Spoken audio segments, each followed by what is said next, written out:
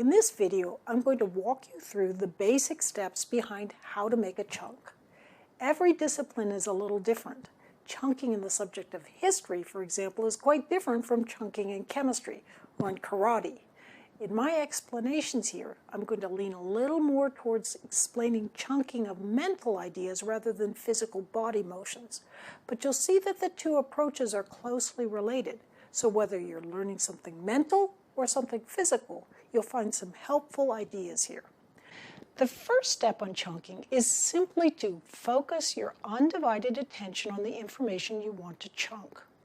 If you have the television going on in the background, or you're looking up every few minutes to check or answer your phone or computer messages, it means you're going to have more difficulty in making a chunk because your brain is not really focusing on chunking the new material.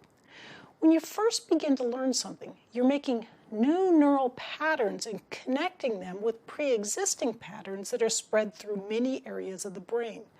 Your octopus tentacles, so to speak, can't reach very well if some of them are off on other thoughts, using up some of the limited slots in your working memory.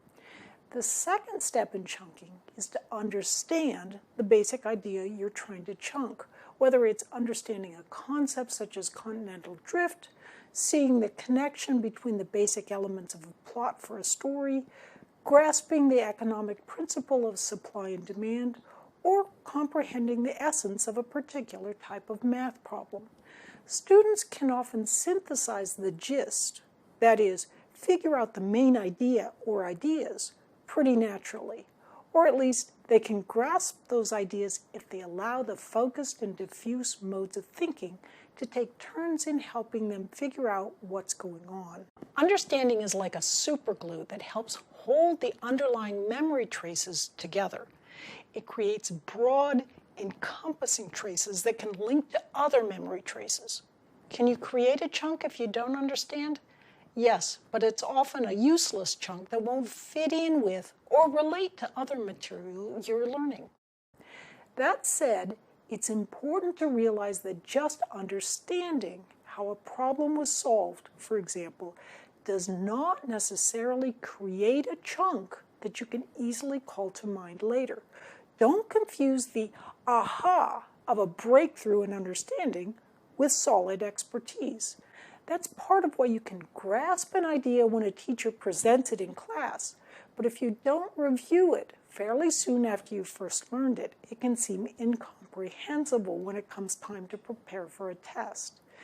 In math and science-related subjects, closing the book and testing yourself on whether you yourself can solve the problem you think you understand will speed up your learning at this stage.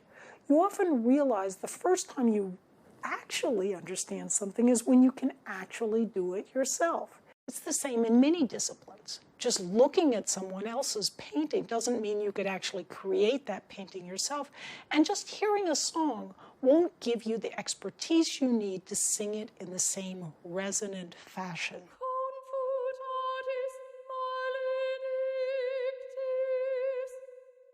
Just because you see it, or even that you understand it, it doesn't mean that you can actually do it.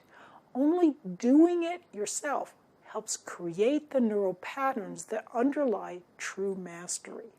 The third step to chunking is gaining context so you can see not just how, but also when to use this chunk.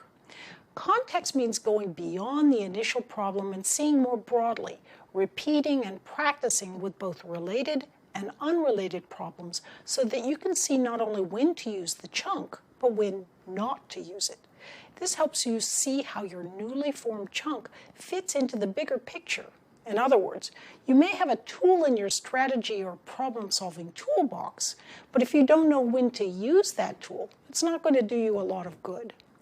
Ultimately, practice helps you broaden the networks of neurons that are connected to your chunk, ensuring it's not only firm, but also accessible from many different paths.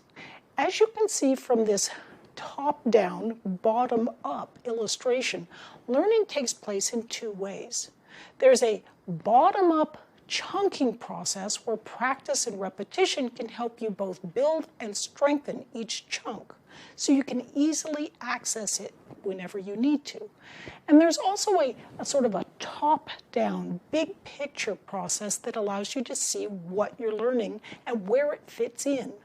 Both processes are vital in gaining mastery over the material. Context is where bottom-up and top-down learning meet. To clarify here, chunking may involve your learning how to use a certain problem-solving technique. Context means learning when to use that technique instead of some other technique.